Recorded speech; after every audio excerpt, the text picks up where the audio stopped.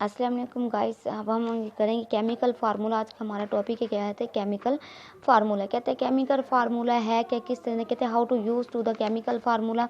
Chemical formula कैसे बनते हैं। कहते हैं सबसे पहले इसका क्या है, एलिमेंट।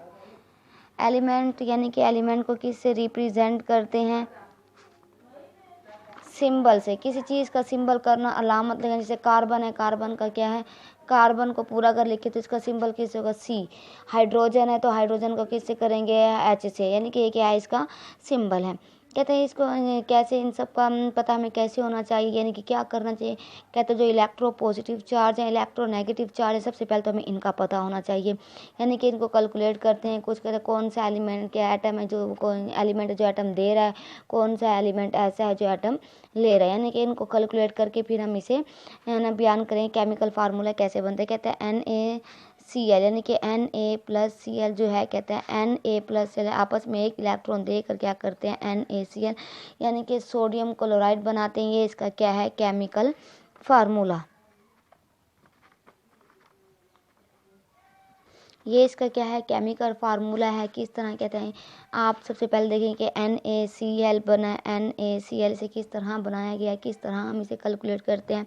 कहते हैं NaCl है।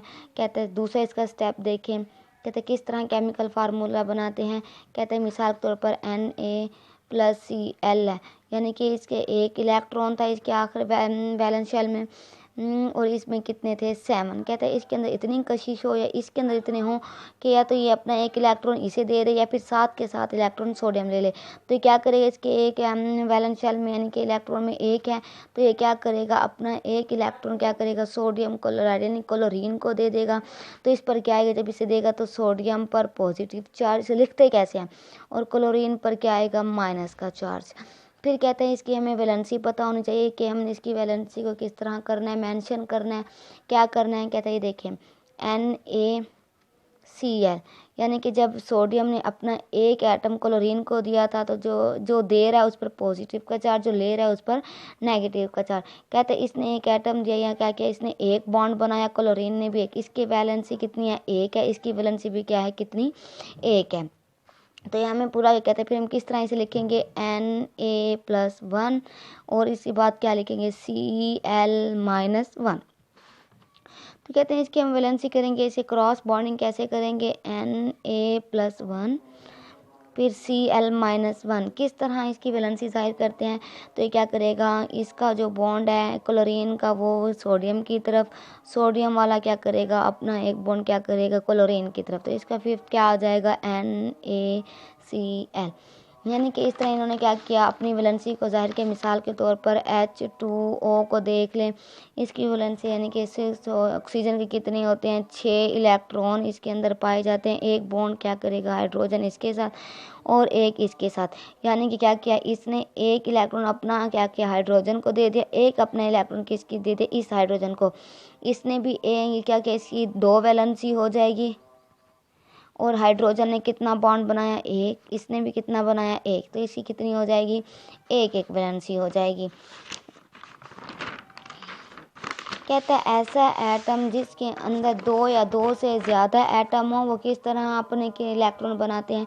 कहते हैं सल्फाइड आयन भी होते हैं और फास्फेट आयन भी होते हैं। कहते हैं फार्मूला, केमिकल फार्मूला कैसे बनाएंगे, chemical how to use to chemical formula. Chemical formula किस तरह बनाएंगे, कहते हैं एक एग्जांपल ले लें, Al2 यानी कि SO4 2 3 ब्रैकेट के अंदर लेके। कहते हैं केमिकल फार्मूला किस तरह है, कहते हैं ये जो 3 है किसकी रिप्रेजेंट कर रहा है, किसको कहते हैं, ये SO4 को कर रहा है, कितने इसकी कंपाउंड है। आइए देखते हैं किस तरह। कहते हैं S double bond O single bond O और सिंगल बॉन्ड O। यहाँ पे double bond O single bond O।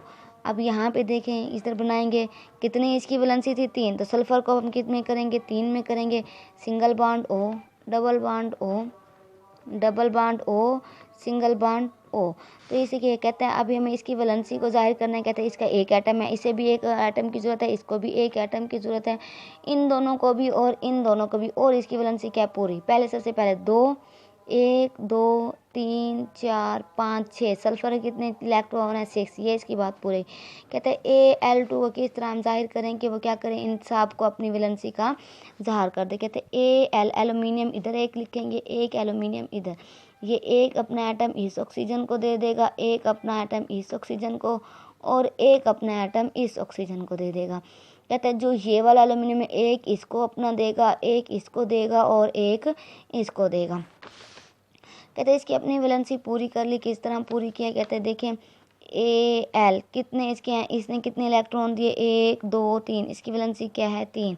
यहाँ पे क्या है SO4 -2, ठीक है -2 है क्योंकि इसकी कितनी बॉन्ड की ज़रूरत है, इसको 2 एटम की ज़रूरत है, तो यहाँ पर क्या आएगा 2, यानी कि 2। यहाँ पे 1 2 3 4 है इसका बॉन्ड, यानी कि ऑक्सीजन कितने हैं 4। इसकी वैलेंसी कहते हैं जो इसका एक एटम है वो एल्यूमिनियम की तरफ क्रॉस बॉन्डिंग करेगा, ये वाला किसकी तरफ करेगा, सल्फर इसकी तरफ बॉन्डिंग करेगा, तो ये क्या करेगा Al2, ये वाला एटम इस तरफ आ जाएगा और ये वाला इस तरफ, SO4 यानी कि 3। इसने क्या कर लिया, अपना एक एटम मुकम्मल कर लिया। फिर किस लिखता है केमिकल फार्मूला, यानी कि मॉलिक्यूलर फार्मूला और empirical formula. Molecular formula,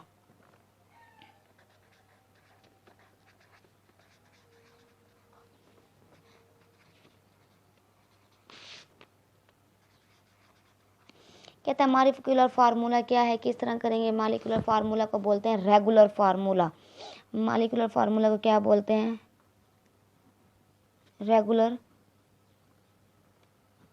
formula कहते हैं, यानी कि कहते हैं रेगुलर इसको फार्मूला बोलते हैं। मॉलिक्यूलर फार्मूला क्या बोलते हैं, रेगुलर फार्मूला। कहते हैं क्या करता है, कहते हैं show the actual number of atom in a molecule. इसका क्या बयान करता है, show actual number of atom in a molecule. कहते हैं इसका क्या करते हैं, रेगुलर फार्मूला है, क्या करते हैं show actual number of atom in a molecule. कहते हैं इसकी एग्जांपल क्या है, हाइड्रोजन पर ऑक्साइड, बेंजीन, बियोगैस C4H8 यानी C6H12O6। यानी कहते हैं सपोज है दो हाइड्रोजन पर ऑक्साइड हो गया कार्बन, यानी कि हाइड्रोजन पर ऑक्साइड है H2O है, यानी कि H2O2 हाइड्रोजन पर ऑक्साइड। कहते हैं इसका क्या है, 2 हाइड्रोजन है, 2 जब इसके अंदर 2 क्या होंगे हाइड्रोजन है। कंपैरिजन किसके साथ कर रहा है, ऑक्सीजन के 2 एटम के साथ क्या कर रहा है, कंपैरिजन कर रहा है। फिर इसके बाद वो बयान करता है कि एम्पिरिकल फार्मूला क्या है।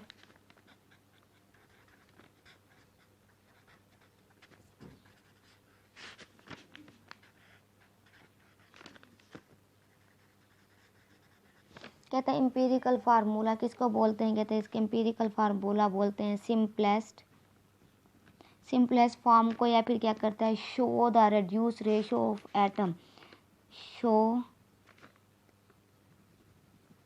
Reduce ratio of atom in a compound. कहते हैं एम्पिरिकल फार्मूला क्या कहता है, the simplest show the ratio reduce ratio of atom in a molecule. कहते हैं इसकी एग्जांपल किस तरह लें, कहते हैं सबसे पहले हम इसकी एग्जांपल देखें, किस तरह हम इस एग्जांपल लें, हमें पता चलेगा एम्पिरिकल फार्मूला और क्या किसके बारे में, और मॉलिक्यूलर फार्मूला के बारे में। कहते हैं सबसे पहले हम आप करेंगे, कहते हैं एग्जाम्पल सी हाइड्रोजन पर ऑक्साइड की देख लें, या C4H10 देख लें।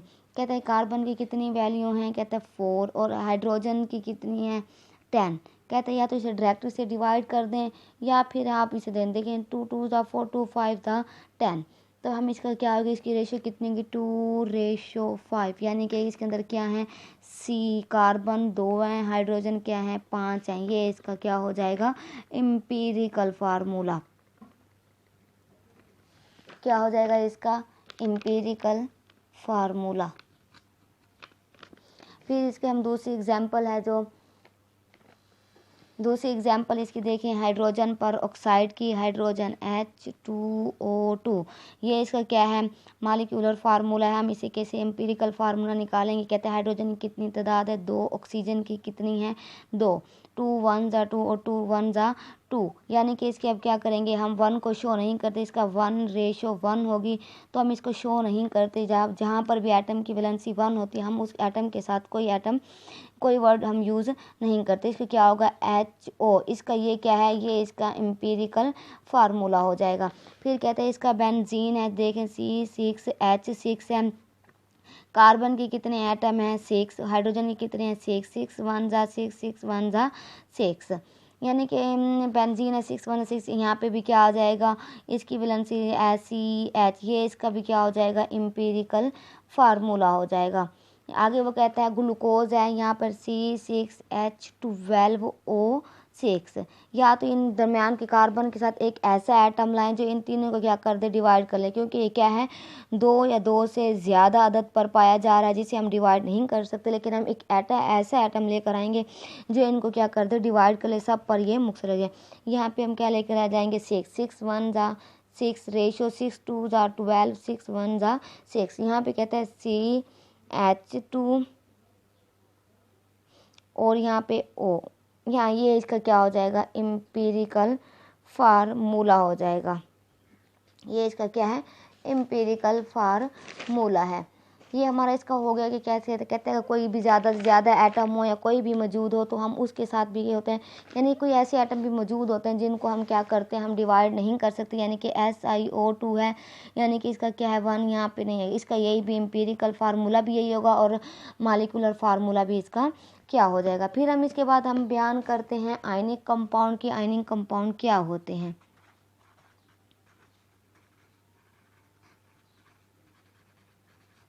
कहता है आयनिक कंपाउंड क्या होता है, कहते हैं 3 डायमेंशनल क्रिस्टल्स होते हैं, यानी कि 3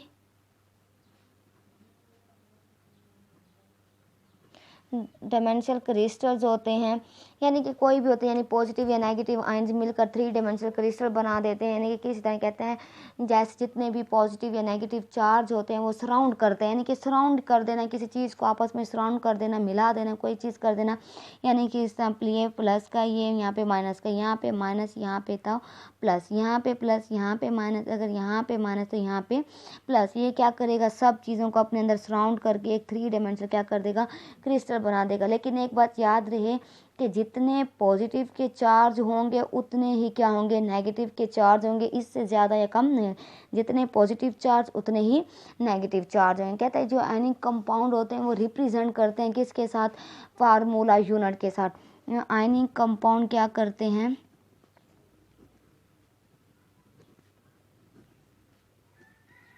रिप्रेजेंट किसके साथ करते हैं फार्मूला यूनिट के साथ। कहते हैं जो आयनिक कंपाउंड होते हैं वो रिप्रेजेंट करते हैं फार्मूला यूनिट के साथ। कैसे कहते हैं simplest whole number ratio of ion as present ionic compound,